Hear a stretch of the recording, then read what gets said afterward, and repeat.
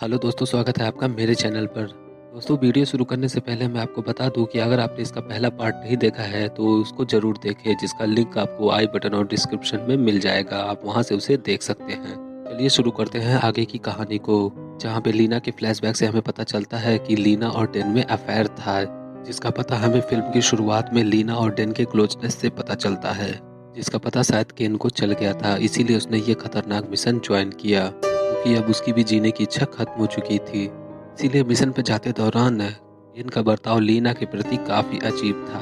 इसकी वजह से लीना को भी शक हो जाता है कि उसे उसके अफेयर के बारे में पता चल गया, और वो इस बात के लिए पूरी तरह श्योर नहीं होती है। पर अब सच्चाई का पता चलने के बाद लीना को पता चलता है कि उसने उसकी वजह से ही वो मिशन ज्वाइन किया। इसकी वजह से लीना अब बुरी तरह से टूट जाती है, और उसके पास समय नहीं होता है ये सब कुछ सोचने के लिए, क्योंकि देखते ही देखते कोई जंगली बेयर किसी को घसीटते हुए जंगल में ले जाता है। पर अंधेरा होने की वजह से कोई कुछ नहीं कर पाता है।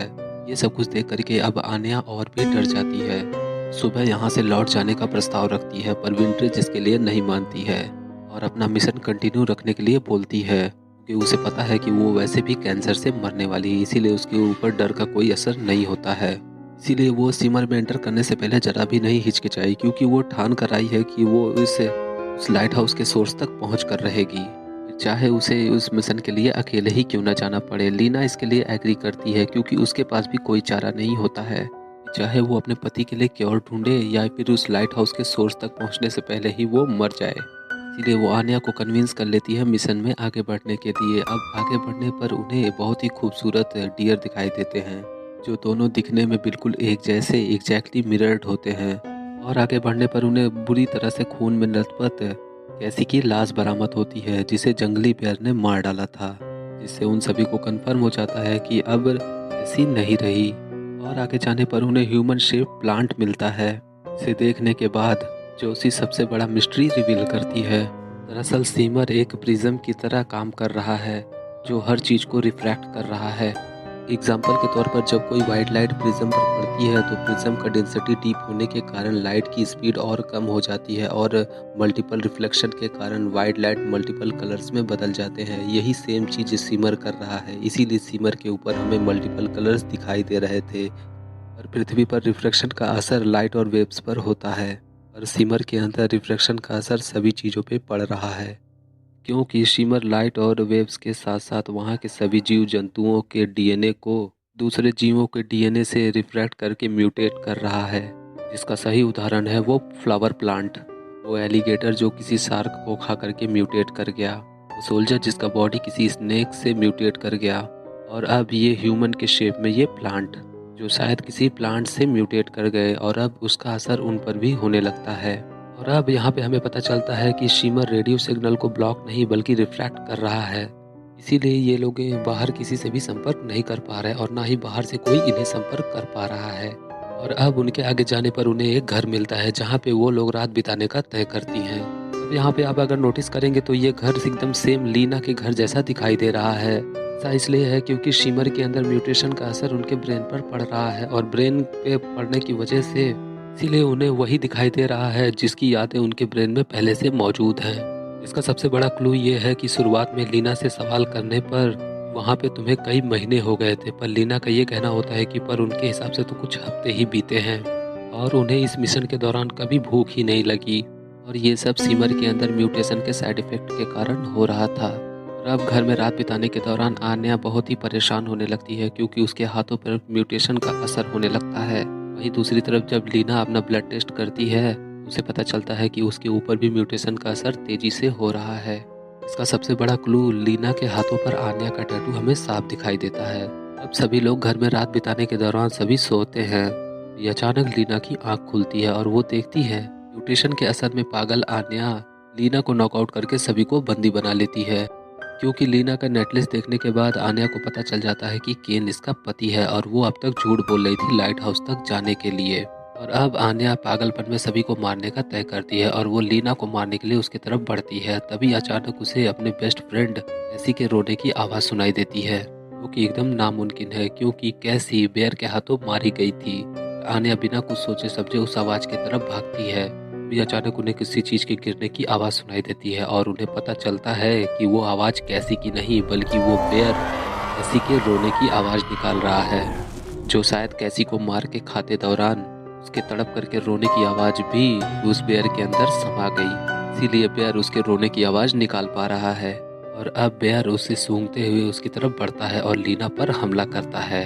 वो उसे मारने ही वाला होता है कि तभी एंड मौके पर आन्या गोली चला करके उसका ध्यान अपनी तरफ कर लेती है और वो बेयर उसके ऊपर हमला करता है और आन्या वहीं पे गुजर जाती है। जिसके तुरंत बाद वो फिर से लीना पर हमला करता है, पर जोशी वहाँ पे पड़ी एक बंदूक को उठा करके गोलियों से उस बेयर को ढेर कर देती है। जिसके तुरंत बाद विंट्रेस तय करती है कि इससे पहले कि वो भी मारी जाए, वो रात के अंधेरे में ही लाइट हाउस की तरफ निकलने का तय करती है और वो वहाँ से लाइट हाउस के लिए निकल जाती है और लीना और जोशी वहीं पे रात बिताने का तय करती हैं। अगली सुबह जोशी नोटिस करती है कि उसके ऊपर भी म्यूटेशन का असर हो रहा है। पहले ही अपनी ज़िंदगी से परेशान जोशी अब उसके अंदर हिम्मत नहीं होती है और आगे लड़ने की, और इसीलिए वो वहाँ पे सरेंडर कर देती है। जिसके तुरंत बाद वो म्यूटेट होकर के प्लांट में बदल जाती है।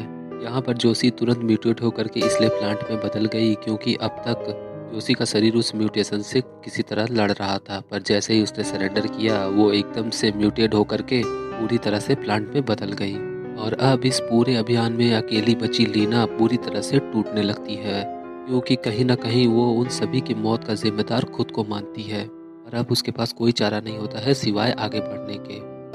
और लीना हिम्मत नहीं हारती है और किसी तरह आगे बढ़ती है और फाइनली वो लाइट हाउस के सोर्स तक पहुंच जाती है।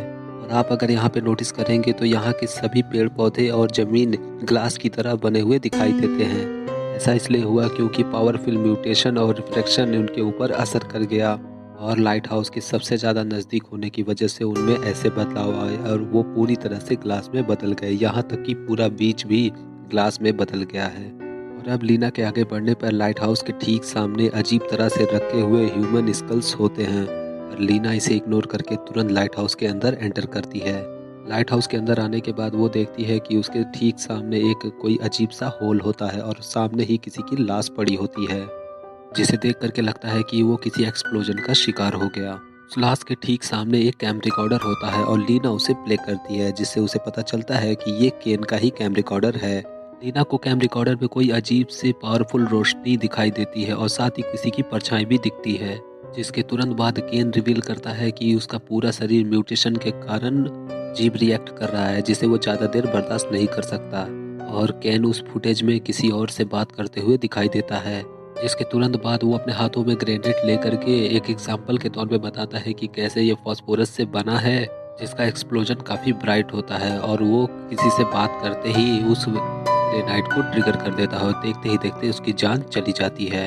यानी वो लाश किसी और की नहीं बल्कि लीना के पति केन की है। और अब आपके दिमाग में ये सवाल आ रहा होगा कि अगर यहाँ पे केन मर गया था तो वहाँ पे लीना अपने घर में किससे मिली हो, आखिर वो कौन था जो बिल्कुल केन की तरह दिखाई देता था। इसका पता उसे क्लिप को पूरा देखने पे चलता है, जिसमें वही केन का डुप्लीकेट वर्जन दिखाई देता है जिससे वो अब तक बात कर रहा था, जो कि इसी म्यूटेशन से पैदा हुआ डुप्लीकेट केन था और उसे ओरिजिनल केन ने ही भेजा था लीना से मिलने के लिए। उसके डुप्लीकेट होने का क्लू हम ग्लास में उसके रिफ्लेक्शन को देख करके साफ पता कर सकते हैं और यही वजह थी कि केन लीना के किसी भी बात का कोई भी जवाब नहीं दे पा रहा था। और उसके डुप्लीकेट होने का सबसे बेस्ट उदाहरण म्यूटेशन से पैदा हुए वो डियर का जोड़ा था जो एग्जैक्टली मिरर्ड था। और अब लीना के उस वीडियो क्लिप के पूरा देखने के बाद वो उस एनर्जी सोर्स में अंदर जाने का तय करती है और वो वहाँ पे बने उस होल के अंदर जाती है। अंदर की दुनिया एकदम ही किसी एलियन के स्पेसशिप जैसी लगती है। अंदर जाने के बाद लीना को वहाँ पे विंट्रेज बैठी हुई मिलती है, जिसका चेहरा अजीब कारण से बदला हुआ लगता है और जैसे ही विंट्रेज लीना की तरफ बढ़ती है उसका चेहरा फिर से नॉर्मल स्टेट में आ जाता है। वहाँ पे विंट्रेज रिवील करती है कि वो पावर मेरे अंदर है और ये तब तक फैलता रहेगा जब तक वो अपने आसपास की हर चीज़ को निगल ना ले। और उसके ये बोलने के बाद वो आसपास की सभी चीज़ों को निगलने लगती है, जिसके तुरंत बाद उसके आसपास वैसा ही एनर्जी सोर्स बनता है जैसा कि उसने थोड़ी देर पहले कैम रिकॉर्डर में देखा था। और अब लीना जैसे हिप्नोटाइज उसकी तरफ खींची चली जाती है और उसकी आंखों पे उसकी खून की कुछ बूंदें उस म्यूटेशन एनर्जी सोर्स में प्रवेश कर जाती हैं, जिसकी वजह से वो थोड़ी ही देर बाद इंसान का रूप ले लेता है, जो अब ठीक लीना के सामने खड़ा होता है। और अब लीना खतरा समझ करके उसे अपने बंदूक से ढेर करने की कोशिश करती है, पर गोलियों का उस पर कोई असर नहीं होता है। वो डर के मारे तुरंत लाइट हाउस के उस होल से बाहर आती है, पर अनजान कारण से वो चीज़ जैसे टेलीपोर्ट होकर के ठीक उसके होल के सामने आ जाता है। और अब लीना उसे देख कर के डर जाती है और वहाँ से भागने की कोशिश करती है, पर वो उसे बाहर जाने नहीं देता है। और फिर थोड़ी ही लड़ाई के बाद उसे पता चलता है कि वो उसे मारने की कोशिश नहीं कर रहा है, बल्कि उसे एग्जैक्ट कॉपी कर रहा है। इसलिए क्योंकि वो लीना के ही जीन से बना है, जैसा कि वो डियर का जोड़ा एक दूसरे के एक्शन को कॉपी कर रहे थे। अब उसका मिरर वर्जन होने की वजह से लीना को उसे मारने में काफ़ी दिक्कत होती है। और यहाँ पे लीना चालाकी दिखाती है और पास ही पड़ा दूसरा ग्रेनाइट उठाती है। और जैसे ही वो ग्रेनाइट उसके हाथ में रखती है, वो चीज़ एकदम लीना का रूप ले लेती है। और लीना ग्रेनाइट को ट्रिगर करके वहाँ से दूर कूद पड़ती है, जिसके तुरंत बाद वो ग्रेनाइट ट्रिगर हो जाता है। और उस ग्रेनाइट से उसको कुछ खास असर नहीं होता है। उसके दोनों हाथ बुरी तरह से आग में जलने लगते हैं। और अब उस चीज़ ने जैसे कभी फायर जैसी एनर्जी कभी महसूस नहीं की, इसलिए उसे समझने के चक्कर में वो चारों तरफ लाइट हाउस में आग लगा देता है, जिसके तुरंत बाद लाइट हाउस के साथ वो चीज़ भी जल करके ख़त्म हो जाता है। और लाइट हाउस के तबाह होने के बाद वो सिमर डोम भी पूरी तरह से नष्ट हो जाता है। और सिमर के नष्ट होने के बाद सीन फिर से वहीं पे मुड़ जाती है, जहाँ पे हमने कहानी की शुरुआत में देखा था। और अब फाइनली वो लीना की सारी बातें सुनने के बाद अब उस चैम्बर में खड़े सभी लोग ये निष्कर्ष निकालते हैं कि वो कोई एलियन था जो हमें और पूरी धरती को निगलने यहाँ पर आया था। और यहाँ पे लीना बताती है कि वो किसी को नुकसान पहुँचाने नहीं आया था, बल्कि वो सभी चीज़ों को बदल रहा था। और उसने उसे कोई भी नुकसान नहीं पहुँचाया, बल्कि वो उसे सिर्फ मिरर कर रहा था। और तभी वो लोग लीना से एक अजीब बात बताते हैं कि जैसे ही वो शिमर नष्ट हुआ, उसका पति केन अपने आप ही एकदम ठीक हो गया और उसके सारे ऑर्गन एकदम ठीक हो गए। जिसके तुरंत बाद लीना केन से मिलने के लिए उसके चैम्बर में आती है, पर आप यहाँ नोटिस करेंगे तो उन दोनों में कोई भी इमोशन नज़र नहीं आता है। और लीना और केन के गले मिलने के बाद सीन उन दोनों के आंखों पे जूम होते हुए ये मूवी यहीं पे एंड हो जाती है। दोस्तों, जैसा कि दोनों की आंखों में आखिरी में शिमर दिखने के बाद आप ये समझ ही गए होंगे कि दोनों ओरिजिनल नहीं है, बल्कि डुप्लीकेट हैं। यानी लाइट हाउस में मरने वाली वो ओरिजिनल लीना थी। लीना भी ओरिजिनल नहीं बल्कि डुप्लीकेट थी, जिसका सबसे बड़ा क्लू उस ग्लास में उसका रिफ्लेक्शन एकदम देखा जा सकता है।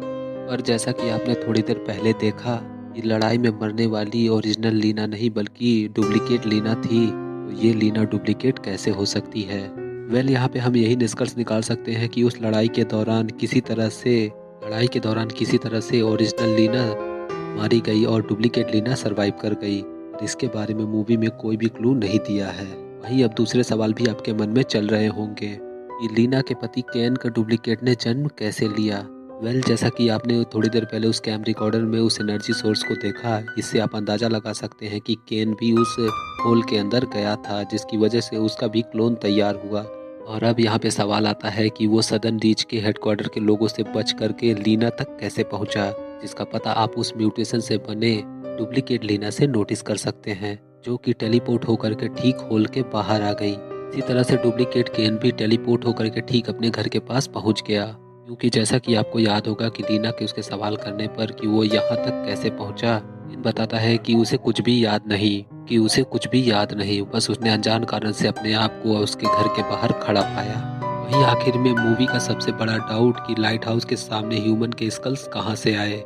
वेल, ये वो लोग थे जो कि लाइट हाउस में सबसे पहले गए थे और म्यूटेशन की वजह से पागल होकर के मारे गए। उनके जैसा हाल किसी और का ना हो, इसीलिए उन्होंने अपने स्कल्स को लाइट हाउस के ठीक सामने इस तरह से रख दिया। और अब बात कर लेते हैं मूवी में दिए गए बिहाइंड द सीन मैसेज के बारे में। दोस्तों, पूरी कहानी देखने के बाद आपको क्या लगता है, क्या ये मूवी वाकई में किसी एलियन की मूवी थी? जिसका जवाब है नहीं, क्योंकि ये कोई एलियन की मूवी नहीं थी, बल्कि कैंसर से ग्रसित लोगों के स्ट्रगल पे बनाई गई थी। मूवी कैंसर सेल्स पे बनाई गई थी, जिसका सबसे बड़ा क्लू मूवी में कई बार कैंसर और उसके सेल का जिक्र होना, वहीं दूसरी तरफ विंटरेज को कैंसर होना और लीना का केन के साथ बातचीत के दौरान कैंसर सेल्स के बारे में समझाना, ये सब इशारा है कि ये मूवी हमें क्या बताना चाहती है। दरअसल जब कोई इंसान कैंसर से ग्रसित होता है, तब कैंसर सेल उसके शरीर के हर हिस्से में फैलकर उन्हें म्यूटेट करके इवॉल्व होता है और समय के बीतने के साथ सही इलाज ना मिलने पर वो भयानक ट्यूमर में बदल जाता है। ठीक उसी तरह इस मूवी में शिमर भी कर रहा था, जिससे कैंसर कैसे फैलता है उसे अच्छी तरह से दिखाया गया है। क्योंकि अगर आपने ध्यान दिया होगा तो जितना ही वो लाइट हाउस की तरफ बढ़ रही थी उतना ही खतरनाक म्यूटेशन का असर उन्हें और भी दिखाई दे रहा था। और लाइट हाउस में वो होल देखने के बाद आप समझ ही गए होंगे कि कैंसर हमारे शरीर के साथ क्या करता है। मूवी में ये सारे क्लू कैंसर से ग्रसित लोगों के स्ट्रगल को दर्शाता है। और वहीं मूवी के आखिरी में दोनों की आंखों में शिमर दिखने का ये मतलब है कि कैंसर कभी भी परमानेंटली क्योर नहीं होता है। आप चाहे कितनी भी कोशिश कर लें पर ये तब तक नहीं रुकता जब तक कि ये आपके पूरे शरीर में ना फैल जाए। और आज की वीडियो में बस इतना ही। मिलूंगा अब आपसे अगली वीडियो में। दोस्तों वीडियो अच्छा लगे तो वीडियो को लाइक और शेयर ज़रूर करें और आने वाली वीडियोस की नोटिफिकेशन पाने के लिए हमारे चैनल को ज़रूर सब्सक्राइब करें। मिलूंगा आपसे अगली वीडियो में, तब तक के लिए गुड लक।